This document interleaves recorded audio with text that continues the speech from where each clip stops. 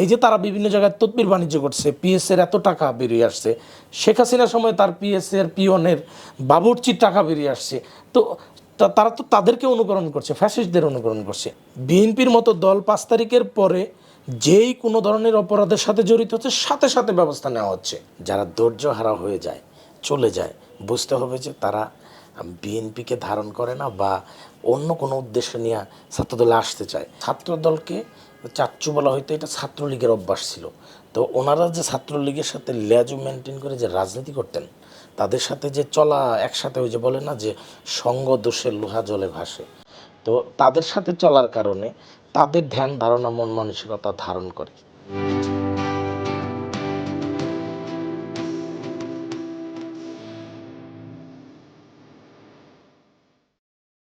সুপ্রিয় দর্শক, আপনাদের সকলকে স্বাগত জানাচ্ছি বাণিজ্য প্রতিদিনের নিয়মিত আয়োজন আগামী রাজনীতিতে। এই অনুষ্ঠানে আমরা কথা বলে থাকি আগামীতে কেমন রাজনীতি চাই এবং বর্তমান রাজনৈতিক বিভিন্ন প্রেক্ষাপট নিয়ে। সঙ্গে আছে আমি নজরুল ইসলাম। আজকে আমাদের সঙ্গে অতিথি হিসেবে স্টুডিওতে রয়েছেন জগন্নাথ বিশ্ববিদ্যালয়ের ছাত্রদলের সদস্য সচিব শামসুল আরিফিন। আমাদেরকে সময় দেওয়ার জন্য আপনাকে ধন্যবাদ। আপনাদেরকে অসংখ্য ধন্যবাদ। আপনার কাছে আমি প্রথমে একটা প্রশ্ন নিয়ে আসতে চাই, সেটা হচ্ছে আপনারা ছাত্রদলের রাজনীতির সঙ্গে দীর্ঘদিন থেকে যুক্ত রয়েছেন এবং জুলাই আন্দোলনে ছাত্রদলের একটা বড় স্টেক ছিল এই আন্দোলনটিতে। তো আপনার জগন্নাথ বিশ্ববিদ্যালয় ছাত্রদলের পক্ষ থেকে এই আন্দোলনটিতে আপনি কিভাবে অংশগ্রহণ করেছিলেন? আন্দোলনে অংশগ্রহণ করার বিষয়টা খুবই ইউনিক একটা বিষয়। সেটা হচ্ছে যে আমরা দীর্ঘ 16-17 বছর রাজপথে গণতন্ত্রের দাবিতে, ভোটাধিকারের দাবিতে এবং শিক্ষার্থীদের বিভিন্ন ধরনের যৌক্তিক দাবিতে আমরা সবসময় মাঠে সরব ছিলাম। একটু পিছনের দিকে গিয়ে যদি বলি, জগন্নাথ বিশ্ববিদ্যালয়ের 27-এর 4 ধারা আন্দোলন আমরা সফল করেছি। আমরা পঞ্চম ব্যাচ বিশেষভাবে ছিলাম। এরপর হল আন্দোলনে ছিলাম সবাইকে নিয়ে। তো যৌক্তিকভাবেই আমরা কোটা আন্দোলনে সমর্থন দিয়েছি 18 সালেও, এরপরে 24-এর আন্দোলন। সরকার সবসময়, আপনারা লক্ষ্য করবেন, সরকার সবসময় মানুষের, বিগত অবৈধ সরকার বিভিন্নভাবে বিএনপিকে বা আরও যারা অন্য অন্য সংগঠন আছে এদের সংশ্লিষ্টতা খুঁজে বের করার চেষ্টা করতো সবসময়, যে কোনো ধরনের যৌক্তিক আন্দোলন দমনের জন্য। তো এই দমন পীড়নের মধ্যে আপনারা জানেন গুম, খুন, হত্যা, তারপর আটকে রাখা, ব্যবসা প্রতিষ্ঠানে হামলা, মামলা, মানুষকে নিঃস্ব করতে যত ধরনের অপকৌশল ব্যবহার করা যায় সবই এই সরকার করত, যে কারণে মানুষকে প্রকাশ্যে রাজনীতির একটা সাধারণ যৌক্তিক আন্দোলনে রাজনৈতিক পরিচয় নিয়ে প্রকাশ্যে থাকার যে সুযোগ, এটাকে সীমিত করে নিয়ে আসে এবং মানুষকে তার যে কোনো ধরনের দাবি আদায়ের রাজনীতি, মানে দাবি আদায়ের যে সংগ্রাম, এরকম কোনো কিছু কাউকে করতে দেওয়া হতো না। তো আমরা ছাত্রদল প্রথম দিকে সমর্থন দিয়ে গেছি এবং যাদের রাজনৈতিক পরিচয় নাই সরাসরি তাদেরকে মাঠে নামিয়েছি, তাদেরকে রেখেছি। আমরা পিছন থেকে তাদেরকে সহযোগিতা করেছি, পানি দিয়েছি, তারপর খাবার দিয়েছি, বিভিন্ন স্পটে খেয়াল রেখেছি।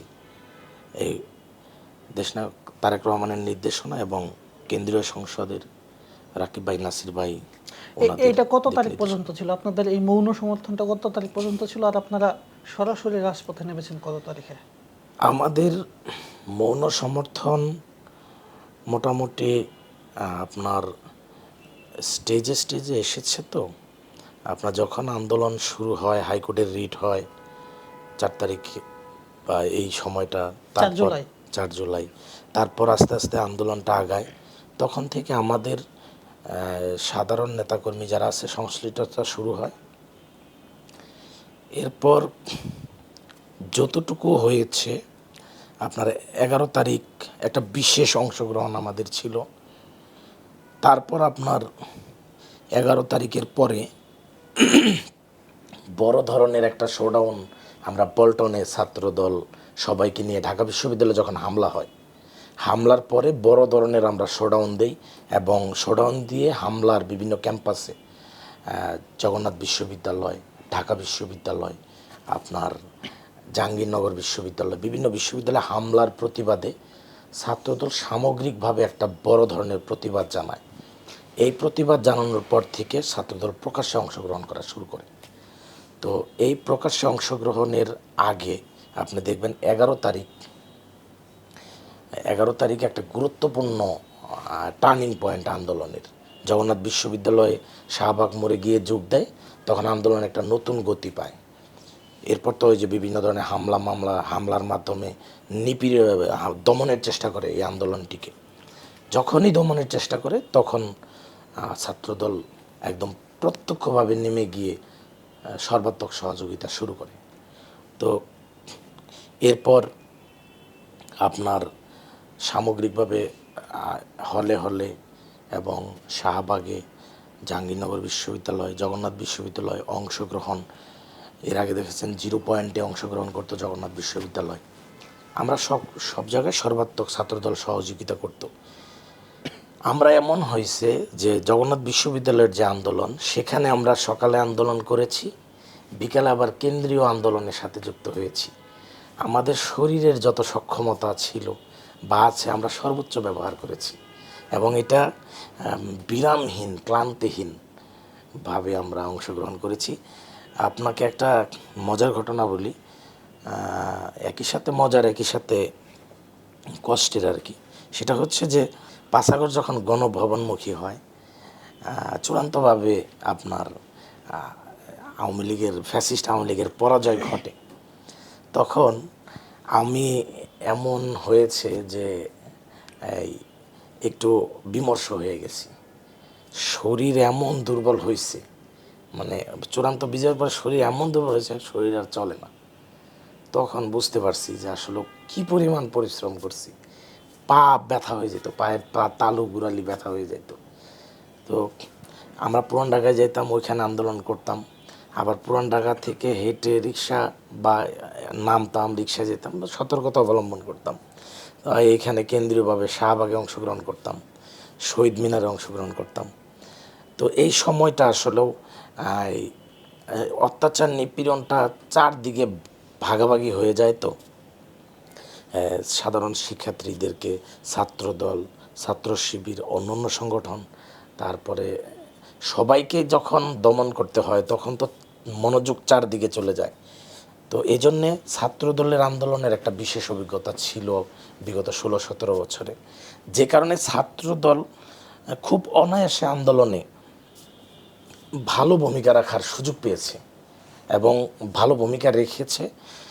এবং আগের যে নিপীড়ন, মানে সাথে সাথে নিপীড়ন শুরু হয়ে যেত আমাদের উপরে, অতটা সাথে সাথে নিপীড়ন করতে পারে নাই, কারণ ফোর্সের একটা সীমাবদ্ধতা আছে, সক্ষমতার একটা সীমাবদ্ধতা আছে এবং ছাত্রদল তার সক্ষমতার সর্বোচ্চ ব্যবহার করেছে।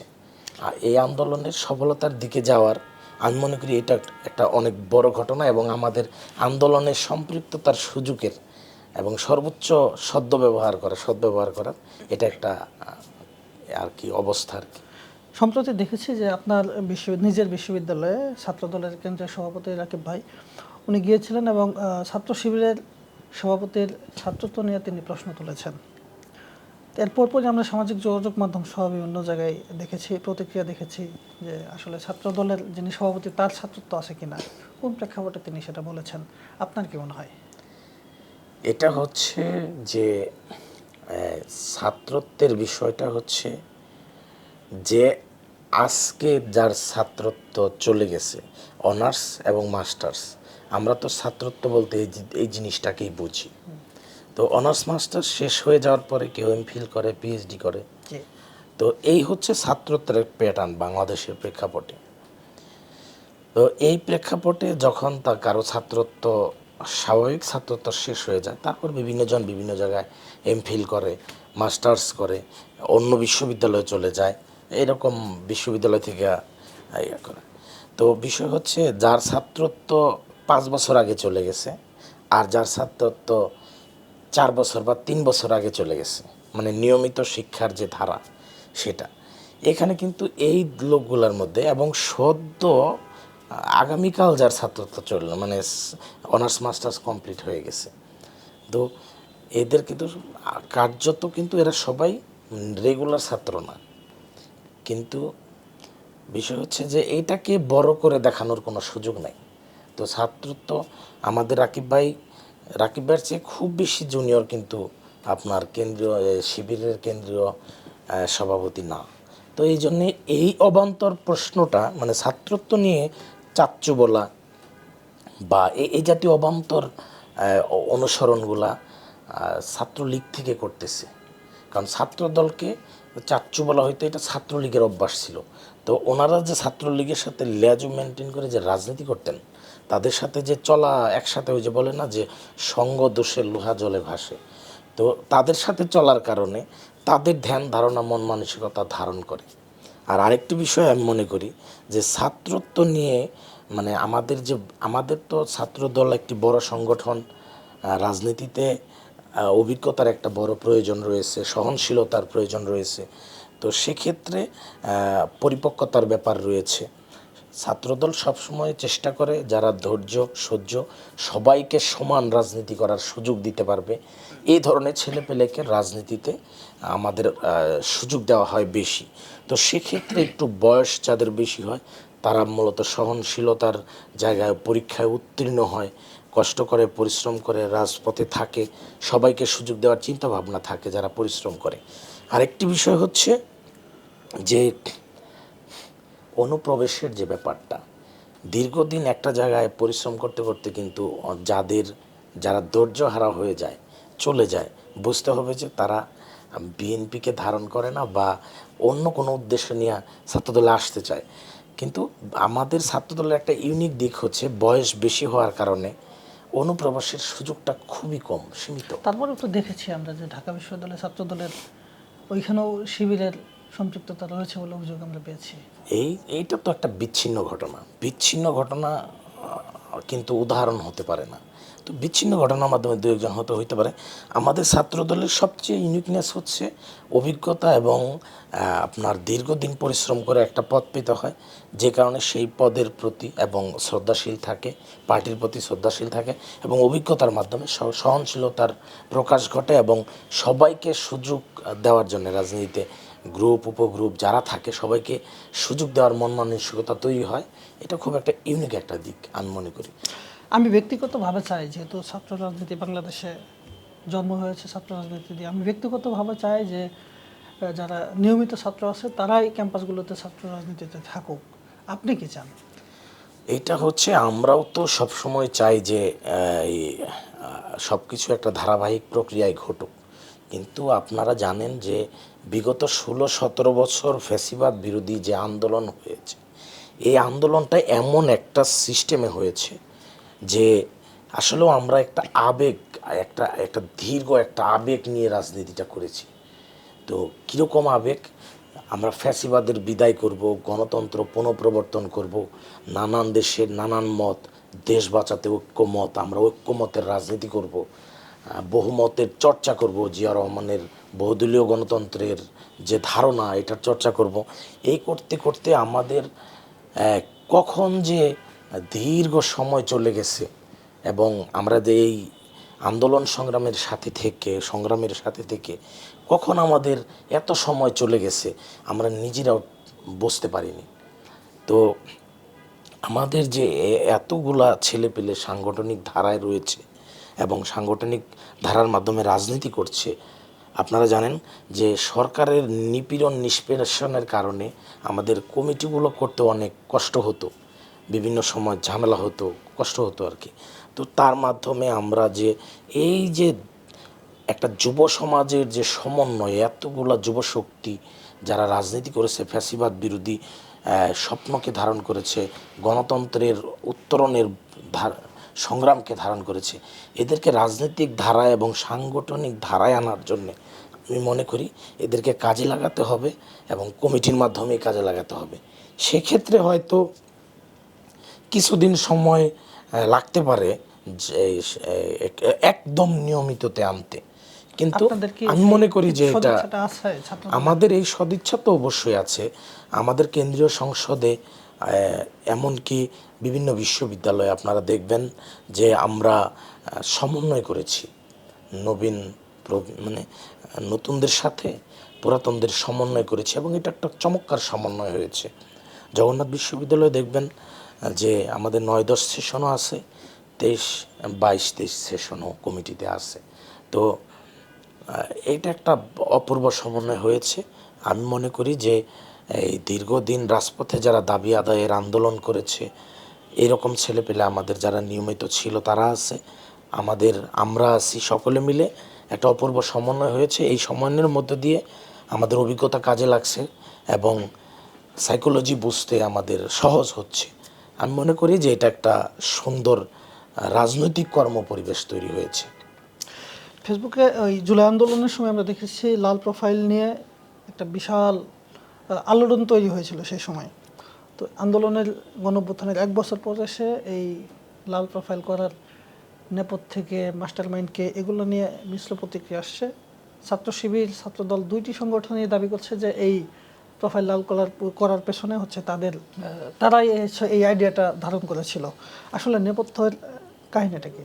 5 আগস্টের গণঅভ্যুত্থান সম্পূর্ণ হয়ে গেল, তখন ছাত্রদলের বিরুদ্ধে একটা বিশাল প্রপাগন্ডা বাহিনী রাজপথে মানে মাঠে নেমে যায়, যারা বলতে চায় যে 0% কন্ট্রিবিউশন 100% সেলিব্রেশন, এ জাতীয় কথা বলতে চেয়েছে। তখন আমাদের ছাত্রদলের বিভিন্ন ছবি, ভিডিও, বিভিন্ন স্পটে আমাদের যে গুরুত্বপূর্ণ স্পটগুলো ছিল, যেমন যাত্রাবাড়ি, শনিরাখার স্পটগুলো, ঢাকা বিশ্ববিদ্যালয়, শাহবাগের, পুরান ঢাকায় 0 পয়েন্টের, জগন্নাথের, বাংলাদেশের এরকম আরও যতগুলো স্পট রয়েছে সবগুলো স্পটের উত্তরা, এই মিরপুর 10, মিরপুরের প্রত্যেকটা স্পটে যখন বিভিন্ন ভিডিও আসলো, সামনে আসা শুরু হলো, তখন দেখা গেল যে বেশিরভাগ জায়গায় ছাত্রদলই নেতৃত্বে এবং সাধারণ শিক্ষার্থীদের জন্যে ভ্যানগার্ড হিসেবে বেশিরভাগ জায়গায় ছাত্রদল রয়েছে।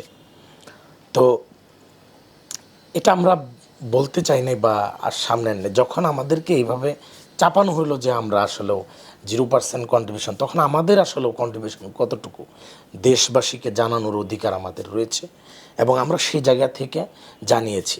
হঠাৎ করে 1 বছর পূর্তির কাছাকাছি চলে এসে যে প্রোফাইল লাল কী করেছে এটি নিয়ে কথা হচ্ছে। তো একজন ছাত্র শিবির একজন বলে ফেললেন যে প্রোফাইল লাল করার ক্রেডিটটা মানে ধ্যান ধারণাটা তার, মানে একটা কথা বলে ফেললো আর এস্টাবলিশড করে ফেললো। এই জাতীয় যে আচরণ, মানে একটা ফেসবুক বট বাহিনী ব্যবহার করে এই ন্যাক্কারজনক আচরণ আসলেও, তারপরে যখন বিভিন্নভাবে মিডিয়াতে আসা শুরু করলো যে নাসিরউদ্দিন নাসির ভাই আমাদের সাধারণ সম্পাদক, উনি আসলেও এই বিষয়টার ধারণা দিয়েছেন, যখন মিডিয়ার সামনে চলে আসলো প্রমাণসহ এবং অন্য অন্য সংগঠনের অনেকেই যখন বলল, সমন্বয়কদের মধ্য থেকেও একজন যখন বলার পরে তখন তাদের কিন্তু কিছু কিছু কথা ঘুরে গেছে, মানে অ্যাঙ্গেলে কথাবার্তা। আসলেও সত্য যে জিনিসটা সেটা এস্টাবলিশড হবেই, সামনে আসবেই। প্রোফাইল লাল করার বিষয়টাকে আমরা খুব বড় করে দেখি কেন, কারণ এটা হচ্ছে যে ফ্যাসিবাদের জায়গা থেকে এবং আমাদের আন্দোলনকারীর জায়গা থেকে দুটা সারা বাংলাদেশে একটা পার্থক্য তৈরি হয়ে যায়। এই আন্দোলনের মাধ্যমে একটা গতিবেগ পায় এবং বেগ পায়, জাগরণ তৈরি হয় এবং আমরা জেনে যাই যে তোমরা হচ্ছ অত্যাচারী পক্ষ, ফ্যাসিস্ট পক্ষ, আমরা হচ্ছি স্বাধীনতাকামী মানুষের, মানে গণঅভ্যুত্থান, গণতন্ত্রকামী সাধারণ মানুষের অধিকার আদায়ের সংগ্রামের সাথে জড়িত লোকজন। এই একটা পার্থক্য তৈরি হয়ে যায়। এই পার্থক্যের মাধ্যমে আমরা সারা বাংলাদেশ একটা সহমর্মী তা চারদিকে তৈরি হয়ে যায় এবং আমরা দেখতে পাই যে আন্দোলন একটা অন্য মাত্রা চলে যায়। তো সেই জন্যে এটা নিয়ে অনেকেই নিজেদের ক্রেডিট নিয়ে মানে সুপিরিয়রিটি দেখাতে চেয়েছে, কিন্তু যখন নাসির ভাইয়ের কথাটা আসলো তখন কিন্তু তারা আবার ব্যাকফুটে বা পিছনে চলে গেছে, মানে তখন কিন্তু আর তাদের বলার কিছু নাই। এ জাতীয় আমি সবসময় মনে করি যে রাজনীতিতে যার যতটুকু প্রাপ্য, যার যতটুকু ক্রেডিট বা অন্তত এই জায়গাগুলো স্বীকার করা উচিত। তাহলে পরবর্তী অধিকার আদায়ের যে মানে যুগে যুগে অধিকার আদায়ের সংগ্রাম আন্দোলন হয়, তো সেই সব জায়গায় মানুষ আরও বেশি উৎসাহিত হবে, অংশগ্রহণ করবে। তো এই জন্যে যার যার ক্রেডিট এটা দেওয়া উচিত। আমরা গত কয়েকদিন ধরে দেখছি যে এনসিপি নেতা হাসনাত আবদুল্লাহ তিনি বলছেন যে কয়েকটি নির্দিষ্ট গণমাধ্যমকে উদ্দেশ্য করে তিনি বলছেন যে তারা হচ্ছে এনসিপির বিপক্ষে বা বিএনপির পক্ষে হয়ে কাজ করছে। আসলে তার এই দাবি পিছনে কারণটা কি আপনার কি মনে হয়? এটা হচ্ছে আসলে কথা তো অনেকভাবে বলা যায়, কথা বলার স্বার্থে বলে বিরোধিতা করবে, কিভাবে করবে। এখন একটা কথা বলতে হবে, আসলেও আমরা যে 5 তারিখ পরবর্তী যে বাংলাদেশ চেয়েছি, সকলের কাছে যে আচরণ প্রত্যাশা করেছি, বাংলাদেশের মানুষ যেভাবে আচরণ প্রত্যাশা করেছে, সেই জায়গায় কিন্তু অনেকেই যথেষ্ট বিচ্যুতি ঘটেছে। আমাদের নিজেদের ধারণা ছিল রাজনৈতিক দল হিসেবে বিএনপি কতটুকু মানুষের প্রত্যাশা পূরণ করতে পারবে, বা আমাদের যারা চিন্তাশীল মানুষ সারা বাংলাদেশের এবং যারা বাংলাদেশকে নিয়ে ভাবে, বাংলাদেশের ভবিষ্যৎ নিয়ে চিন্তা করে, তো তারাও মনে করেছিল বাংলাদেশ ভবিষ্যতের বাংলাদেশে বিএনপির ভূমিকা কেমন হবে এবং অন্যান্য যারা আছে তাদের ভূমিকা কতটুকু, মানে কার কতটুকু পরিপক্ক আচরণ হবে, এটা নিয়ে অনেক চিন্তাশীল সংশয় অনেক কিছু ছিল। তো যখন আজকে প্রায় 1 বছর গড়িয়ে আসছে, এখন কিন্তু বাংলাদেশ নিয়ে যারা চিন্তাশীল তারা কিন্তু স্বীকার করছেন যে দল হিসেবে বিএনপির যে ধরনের পরিপক্ক আচরণ করা প্রয়োজন, জনগণমুখী চিন্তা চেতনা আচরণ করা প্রয়োজন, এবং জনগণের পালস বোঝার যে কথাটা বারবার আসতেছে, তো এই পালস বোঝার ব্যাপারটা যতটুকু প্রয়োজন, বিএনপি কিন্তু বড় রাজনৈতিক দল হিসেবে এই জায়গায় অনেক সফল, এবং এটা সকলে এখন স্বীকার করছেন। নির্বাচন নিয়ে কথা যখন বলেছে, নির্বাচন কেন প্রয়োজন, দাতা গোষ্ঠীগুলো এখন নির্বাচনের রোডম্যাপের কাছাকাছি চলে যাওয়ায় দাতা গোষ্ঠীগুলো অর্থ ছাড় দেওয়া শুরু করেছে, এবং যারা গণতান্ত্রিক রাষ্ট্র ব্যবস্থার চিন্তা করে, জনগণের অধিকার প্রতিষ্ঠার চিন্তা করে, একটা স্থিতিশীল রাষ্ট্রযন্ত্র চিন্তা করে, তারা কিন্তু অর্থ ছাড়ের ব্যাপারটা চলে আসছে। তখন মানুষের কিন্তু যারা ওই যে দেশ নিয়ে চিন্তাশীল যারা ভাবেন, ওনারা কিন্তু এখন বুঝতে পেরেছেন যে আসলেও এই নির্বাচন নিয়ে কথা বলার কারণটা কী ছিল। পাশাপাশি আপনার গণমাধ্যমের যে স্বাধীনতা, গণমাধ্যম 5 তারিখ পরবর্তী সরকারে যারা যারা ছাত্র প্রতিনিধি আছেন, ওনাদের অনেকেই কিন্তু তথ্য মন্ত্রণালয়ে ছিলেন বা তথ্য মন্ত্রণালয় নিয়ে কাজ করেছেন। ওনারা কিন্তু গণমাধ্যমের আরও বেশি স্থিতিশীল সংস্কার, এই জায়গাগুলো আরও বেশি নিশ্চিত করতে পারতেন। গণমাধ্যমের অফিসগুলোতে, বিভিন্ন অফিসগুলোতে ফোন দিয়ে বা বিভিন্নভাবে যখন বিভিন্ন ধরনের বিরুদ্ধে যাওয়া নিউজগুলো বন্ধ করে দেওয়া হয়, তখন কিন্তু গণতন্ত্রের চতুর্থ স্তম্ভকে কিন্তু মানে কাজ করার জায়গায় থামিয়ে দেওয়া হচ্ছে। এটা কিন্তু বাংলাদেশের 24 পরবর্তী বাংলাদেশে কেউ প্রত্যাশা করেনি, আমরাও করি না, কেউ করেনি। অপরদিকে আপনি দেখবেন জনাব তারেক রহমান ওনার একটি ব্যঙ্গচিত্র শেয়ার করে গণমাধ্যমের স্বাধীনতাকে কতটুকু প্রায়োরিটি দিতে হবে উনি কিন্তু এটি দেখিয়েছেন। এবং এই জন্যে আমরা বলি যে 5 তারিখ পরবর্তী গণমাধ্যমের যে সংস্কার, গণমাধ্যমকে সমুন্নত রাখতে যে ধরনের পদক্ষেপ নেওয়া প্রয়োজন ছিল, এই প্রয়োজন কিন্তু সরকারের সাথে সংশ্লিষ্ট যারা হাসনাতদের সাথে সংশ্লিষ্ট রাজনীতিবিদ, এনসিপি যারা আছে, এরা সহ সকলের যে আরও দায়িত্বশীল হওয়ার প্রয়োজন ছিল, মানুষ প্রত্যাশা করেছিল, সে জায়গায় কিন্তু ওনারা আরও দায়িত্বশীল হতে পারতেন, হননি। এর দায় ওনারা যখন বিএনপিকে এটি বলেন, তখন মানে বুঝতে হবে যে ওনাদের নিজেদের দুর্বলতা ঢাকার জন্য এই ধরনের কথা বলতেছেন। আপনি বললেন যে তারা হচ্ছে সংবাদ, কোনো একটা প্রকাশিত সংবাদ অনলাইন থেকে বা কোনোভাবে সেটি সরিয়ে দেওয়া হয়েছে, এটা হচ্ছে আপনাদের দাবি। আপনাদের বিরুদ্ধে কোনো সংবাদ যদি প্রকাশিত হয়, আপনারাও কি ওই সংবাদটি কোনো সাইট থেকে, ওয়েবসাইট থেকে সরানোর জন্য ওই অফিসে যাবেন? না, এটা আমরা কখনোই যাব না। আপনারা দেখেছেন অতীতে বাংলাদেশে যখন মাত্র বাকশাল প্রবর্তনের পর মাত্র 4টি সংবাদ মাধ্যম ছিল, জিয়াউর রহমান এসে বহুদলীয় গণতন্ত্র প্রবর্তন করে সংবাদ মাধ্যমের ধারাকে উন্মোচিত করে দিয়েছেন। আমাদের আপসহীন দেশনেত্রী বেগম খালেদা জিয়া, উনি ওনার সময়ে সংবাদকে উন্মুক্ত করে দিয়েছেন, সকলে কাজ করতে পেরেছে। বিএনপির এবং আমাদের সর্বোচ্চ কমান্ড দেশনেত্রী বেগম খালেদা জিয়ার সমালোচনা করতে পেরেছে, তারেক রহমানের সমালোচনা করতে পেরেছে। আমাদের তারই ধারাবাহিকতায় পরবর্তী যে বিএনপি আলহামদুলিল্লাহ আল্লাহর রহমতে যদি সরকার আসে, সেই সরকারেও আমি মনে করি যে গণমাধ্যমের যে এই যে বিশেষ স্বাধীনতায় বিশ্বাসী দল হিসেবে উত্তীর্ণ আমাদের বাংলাদেশ জাতীয়তাবাদী দল, সেই ধারাকে সমুন্নত রাখবে। জিয়াউর রহমানের চিন্তা, দেশনেত্রী বেগম খালেদা জিয়ার চিন্তা, তারেক রহমান সেটিকে ধারণ করেন এবং তিনি সেটিকে আরও বেশি সমুন্নত রাখবেন। এর প্রমাণ আপনারা পেয়েছেন যে ওনাকে ব্যঙ্গ করার যে কার্টুন, উনি সেটাকে শেয়ার দিয়ে গণমাধ্যম সমুন্নতের বার্তা আমাদেরকে দিয়েছেন। জগন্নাথ বিশ্ববিদ্যালয় ছাত্র সংসদ নির্বাচন নিয়ে ছাত্র দলের স্পষ্ট অবস্থানটা কি আপনার কাছে জানতে চাই। ছাত্র সংসদ জগন্নাথ বিশ্ববিদ্যালয়ে কাজ করার জন্য আমরা কাজ করছি, বিভিন্নভাবে সহযোগিতা করছি। তো সেই সহযোগিতার অংশ হিসেবে আপনারা দেখেছেন 5 তারিখ পরবর্তী একমাত্র ছাত্রদলই কেন্দ্রীয় ঘোষিত প্রোগ্রামের মাধ্যমে ফ্যাসিস্টদের বিদায়, ফ্যাসিস্ট প্রশাসন, ফ্যাসিস্ট ছাত্রলীগ, নিষিদ্ধ ঘোষিত ছাত্রলীগ, বিভিন্ন কর্মকর্তা কর্মচারীদেরকে ব্যবস্থা নিয়ে একটা সুষ্ঠু স্বাভাবিক বিশ্ববিদ্যালয়ের শিক্ষা পরিবেশ বজায় রেখে এবং সাধারণ শিক্ষার্থী সকলের নিরাপত্তা নিশ্চিত করে একটা সুন্দর পরিবেশের মধ্য দিয়ে ছাত্রদের প্রতিনিধিত্বশীল নির্বাচন দেওয়ার জন্যে আমরা বিভিন্নভাবে সহযোগিতা করতেছি। এবং এই সহযোগিতার মধ্য দিয়ে আমাদের জগন্নাথ বিশ্ববিদ্যালয়ে আপনারা জানেন ছাত্র সংসদের সুনির্দিষ্ট নীতিমালা নেই, সেই নীতিমালা নিয়ে আমরা কাজ করছি এবং আমরা সহযোগিতা করছি।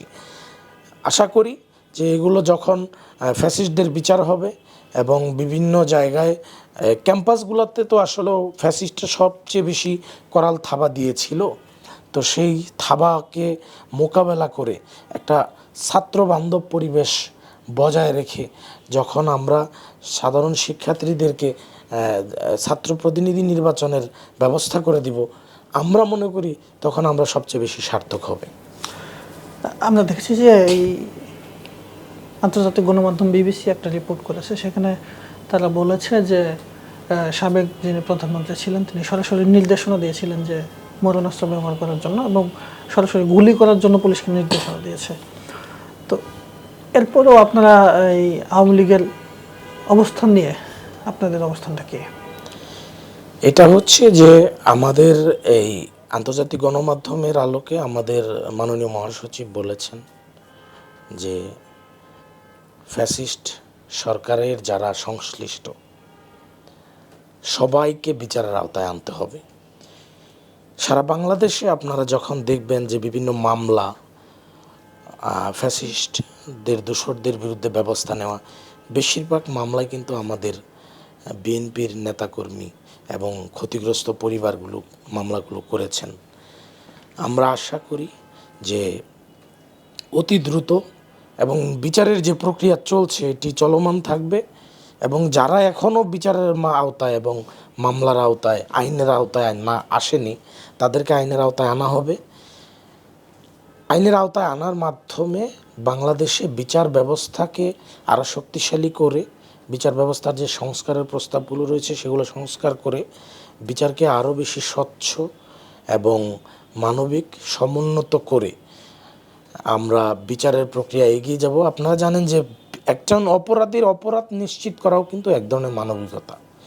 তো সমাজকে স্থিতিশীল এবং সুন্দর রাখতে অপরাধীর বিচার হতে হবে, আমরা এই বিচারের পক্ষে এবং সেটা সর্বোচ্চ ফ্যাসিস্টের যারা আছেন এবং সর্বনিম্ন ইউনিয়ন পরিষদ পর্যন্ত যারা আছেন প্রত্যেককেই বিচারের আওতায় এবং মামলার আওতায় এবং আইনের আওতায় আনতে হবে। নাহিদ ইসলাম তিনি বলেছেন যে বর্তমানে চাঁদাবাজি মহামারীর আকার ধারণ করেছে চাঁদাবাজি। এই চাঁদাবাজি কে করছে, কাকে উদ্দেশ্য করে বলেছে? বিএনপি, জামাত, এনসিপি? তারা কিন্তু বেসিক্যালি যেটা বলে কোনো অভিযোগ করলে সেটা কিন্তু বিএনপির দিকেই করে। আপনার কি মনে হয়? আমি বলবো যে ওনারা তো আসলেও মানে 5 তারিখের পরবর্তীতে ওনারা মনে করেছেন যে বিএনপি তাদের প্রতিপক্ষ, বিএনপি সরকারে যাবে, বিএনপিকে টেনে ধরতে হবে। আমি বলি ভাই, টেনে ধরার রাজনীতি বাদ দেন, আপনি আপনার রাজনীতি করেন। আপনি রাজনৈতিক চর্চা করেন, মানুষের কাছে যান, মানুষের কাছে গিয়ে আপনার এজেন্ডা, আপনার কী বাস্তবায়ন করবেন, কিভাবে করবেন এগুলো বলেন। আপনারা যখন বিভিন্ন জায়গায় বিভিন্ন দপ্তরে দপ্তরে তদবির করেন, তদবির বাণিজ্য করেন, তো সেই জাতীয় কাজ যখন আপনারা করবেন এবং সেগুলো গণমাধ্যমে আসবে, গণমাধ্যমে প্রকাশিত হচ্ছে, গণমাধ্যমের মাধ্যমে আমরা জানতে পারছি, সেগুলো ব্যবস্থা নেবেন না। উল্টা বিএনপির মতো দল 5 তারিখের পরে যেই কোনো ধরনের অপরাধের সাথে জড়িত হচ্ছে সাথে সাথে ব্যবস্থা নেওয়া হচ্ছে, এবং ব্যবস্থা নেওয়াটাকে আমরা নর্মালভাবে নেওয়ার সুযোগ নাই। যে যার বিরুদ্ধে ব্যবস্থা নেওয়া হচ্ছে সে সামাজিকভাবে হেয় প্রতিপন্ন হচ্ছে, পাশাপাশি সে দলীয়ভাবে আর রাজনীতিতে ফিরতে পারবে কি না বলা যায় না। দীর্ঘ 16-17 বছর যারা রাজনীতির সাথে ছিল তারা কিন্তু দেখবেন ধৈর্য ধরে রয়েছে। বিভিন্ন জন বিভিন্নভাবে যখন বিএনপিতে অনুপ্রবেশের চেষ্টা করে, মানে মনে করে যে বিএনপি সামনে ক্ষমতা আসবে, বিএনপির সাথে থাকবো আর সুবিধা নিচ্ছে, এ জাতীয় যদি কেউ আসে তাদেরকেও আইনের মানে আমাদের সাংগঠনিক ব্যবস্থার আওতায় আনা হচ্ছে। কিন্তু অন্য কোনো দলকে আপনি দেখাতে পারবেন না যে তারা ব্যবস্থা নিচ্ছে বা বহিষ্কার করছে বা শাস্তির আওতায় আনছে। বিএনপি কিন্তু এই জায়গায় তার স্বচ্ছতার পরিচয় দিচ্ছে। এখন ইন্টারিম গভর্নমেন্ট, নাহিদের সরকার, নাহিদ সাবেক হয়ে গেছে, কিন্তু এই সরকারে তো উনিও ছিলেন। উনি কিন্তু ব্যবস্থা নিয়ে, মানে আমরা যাদেরকে বহিষ্কার করছি তাকে যে ব্যবস্থা নেবে তার বিরুদ্ধে তা কিন্তু নেয়নি। তাহলে এই ব্যর্থতা তো সরকার, রাষ্ট্র যারা চালাচ্ছে, রাষ্ট্রযন্ত্রের, তো তারা কেন ব্যবস্থা নিচ্ছে না তাদের বিরুদ্ধে? তাদের তো নেওয়া উচিত। পাশাপাশি এই যে তারা বিভিন্ন জায়গায় তদবির বাণিজ্য করছে, পিএসের এত টাকা বেরিয়ে আসছে, শেখ হাসিনার সময় তার পিএসের পিওনের বাবুর্চির টাকা বেরিয়ে আসছে, তো তারা তো তাদেরকে অনুকরণ করছে, ফ্যাসিস্টদের অনুকরণ করছে। এ জাতীয় অনুকরণ তাদেরকে ছাড়তে হবে। তারপরে গয়ের হোক কথাবার্তা, রাজনৈতিক কথাবার্তা, যে রাজনীতির স্বার্থে রাজনীতির কথাবার্তা, এ ধরনের কথাবার্তা ছাড়তে হবে। আসলেও সুন্দর একটা রাজনৈতিক পরিবেশ বজায় রাখতে হবে। সেইটা বজায় রাখার জন্যে যে রাজনৈতিক চর্চা, যে রাজনৈতিক কথা, যে আচরণ করতে হয়, দায়িত্বশীল আচরণ, সেটি করতে হবে। সেটি যখনই করবে এবং যারা তাদের মধ্যে যারা অপরাধী তাদের বিরুদ্ধে ব্যবস্থা নিতে হবে। বিএনপিকে বলবে যে মানে এই সে গয়েরভাবে একটা কথা বলবে, কিন্তু তারা তাদের ব্যবস্থা নেবে না। তাদের অপরাধ ঢাকার জন্য বিএনপিকে বলবে, বিএনপি কিন্তু ব্যবস্থা নিচ্ছে। তো সুতরাং ব্যবস্থা তাদেরও নিতে হবে। এই যে বিএনপির যুগ্ম মহাসচিব হাবিবুর নবী খান সোহেল গত কয়েকদিন আগে তিনি একটা প্রোগ্রামে তিনি বলেছেন যে আন্দোলনে দেখিনি, এখন দেখি ঠিকাদারি অফিসে। যদি রাজনীতি করতে চাও তাহলে মানুষের কাছে যাও। আসলে এরা কারা কারা এই ঠিকাদারি অফিসে ঘুরে? আমি অত্যন্ত সুন্দর একটা কথা বলেছেন বর্ষিয়ান রাজনীতিবিদ হাবিবুর নবী খান সোহেল ভাই, আমাদের অত্যন্ত শ্রদ্ধাভাজন। আসলেও আপনারা দেখবেন 5 তারিখ পরবর্তী যে প্রেক্ষাপট, যারা রাজনীতির মাঠে ছিল, আন্দোলন করেছে, এই এমনকি কোটা বিরোধী আন্দোলনও করেছে, বিশেষ বিশেষ কিছু লোককে দিয়ে দল গঠন করা হলো। এর জন্য আমরা গণমাধ্যমের মাধ্যমে দেখেছি তাদের ভিতরে বিশৃঙ্খলা, আপনার মধুতে বিশৃঙ্খলা হয়েছে। তারপর বিভিন্ন সময় যারা বিভিন্ন জেলা উপজেলা পর্যায়ে যারা তাদের সাথে আন্দোলন সংগ্রাম করেছে, তাদেরকে যুক্ত না করে যারা আন্দোলন সংগ্রাম করেনি, বিভিন্ন মানে ফ্যাসিস্টদের সাথে ছিল বা নীরব ছিল, এ জাতীয় লোককে তাদের দলে ঢোকাচ্ছে, তাদের সাথে ভেরাচ্ছে, যাদের মাধ্যমে বিভিন্ন জায়গায় তদবির বাণিজ্য, সচিবালয়ে দৌড়াদৌড়ি, বিভিন্ন দপ্তরে দৌড়াদৌড়ি, এই কাজগুলো করাচ্ছে। কিন্তু যারা আন্দোলন করছে, এটা তো আপনার এই যে আসিফের, নাহিদের, আরও কয়েকজনের তো এই যে পিএস আপনার নগদের যে দুর্নীতির কথা আসলো, এরকম তো অনেক আসছে। এগুলোর নাম বলার তো মানে গণমাধ্যমের মাধ্যমে সারা বাংলাদেশ জানে, তো এগুলো তো দেখা যাচ্ছে। পাশাপাশি হচ্ছে আপনার এই যে যারা হচ্ছে এইগুলোর সাথে যুক্ত, কিন্তু ওই যে আমি বললাম যে ওই যে যাদেরকে আন্দোলনে দেখেনি, এই কথাটি যে বলেছেন, আসলেও যারা আন্দোলন করেছে, যারা রাজপথে ছিল, তাদের কিন্তু কোনো চাওয়া পাওয়া চাহিদা নাই। এই জন্যে যেহেতু তাদের চাওয়া পাওয়া চাহিদা নাই, তারা দুর্নীতিও করবে না, কোনো দপ্তরেও যাবে না, কোনো তদবিরও করবে না। তাদেরকে এই জন্য পাশ কাটিয়ে যারা এইসব করবে তাদেরকে নিয়ে আসছে, অবশ্যই এই কারণে। তো এই জন্য যাদেরকে আন্দোলন রেখেই দপ্তরে দপ্তরে দৌড়াচ্ছে।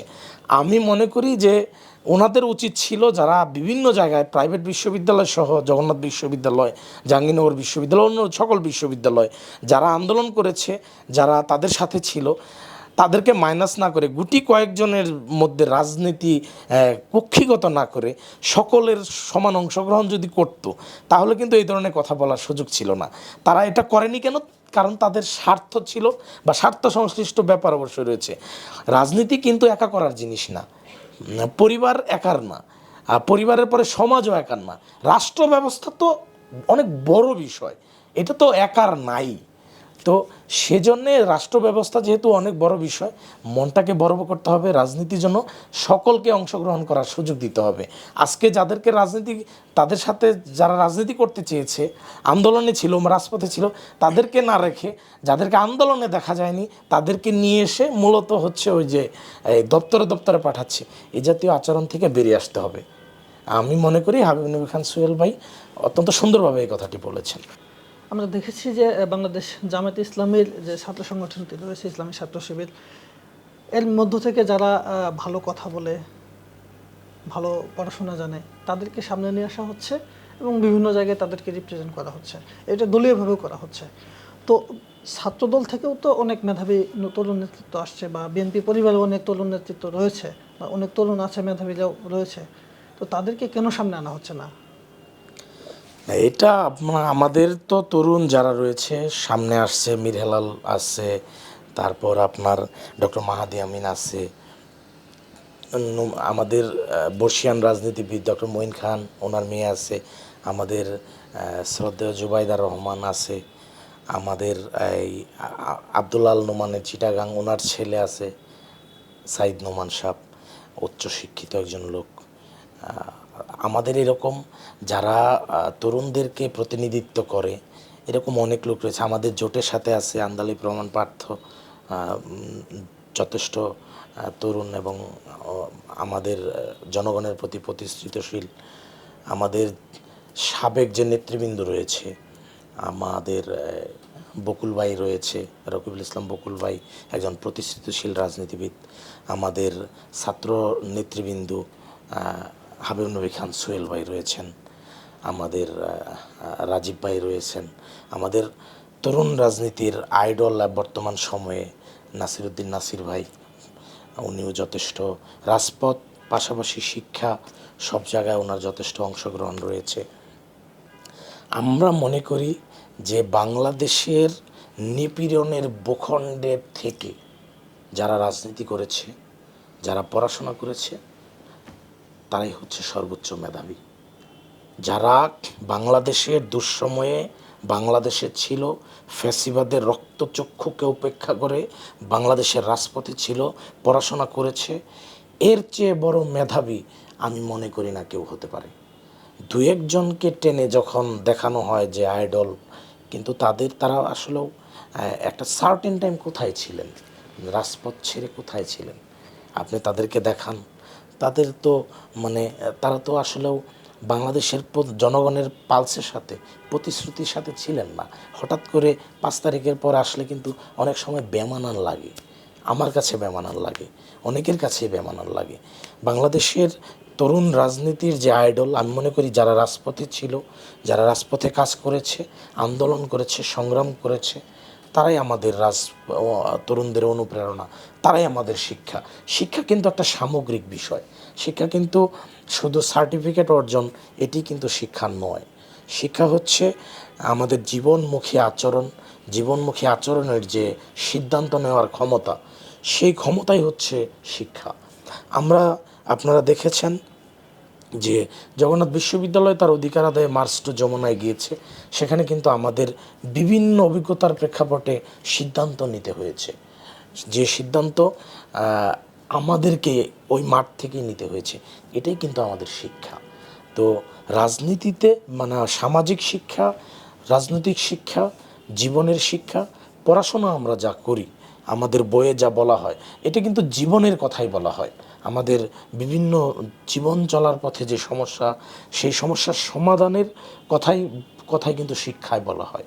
তো সেই শিক্ষা তো আমরা নিচ্ছি, আমাদের সবাই নিচ্ছে রাজপথে।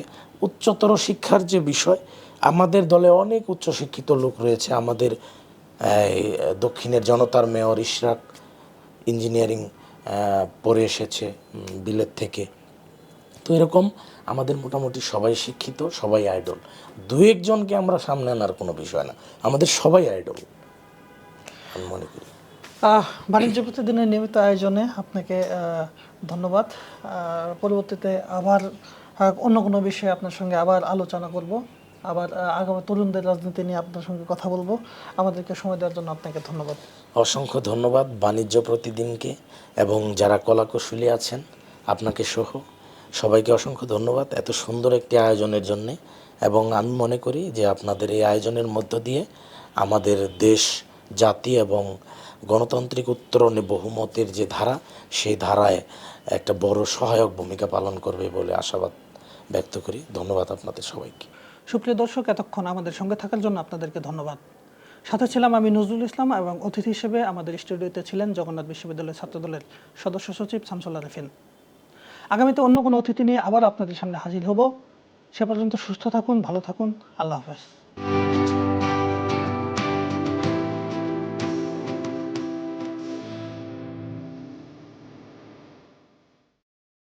দেশের নাম্বার 1 ট্রেডিং অ্যাপ নিফটি ফার্স্টে পাচ্ছেন ট্রেডিং এর সব সুবিধা, dual exchange access, company analysis, portfolio তৈরি করা সহ আরও অনেক ইউনিক ফিচারের সাথে ট্রেড করতে ডাউনলোড করুন এক্ষুনি।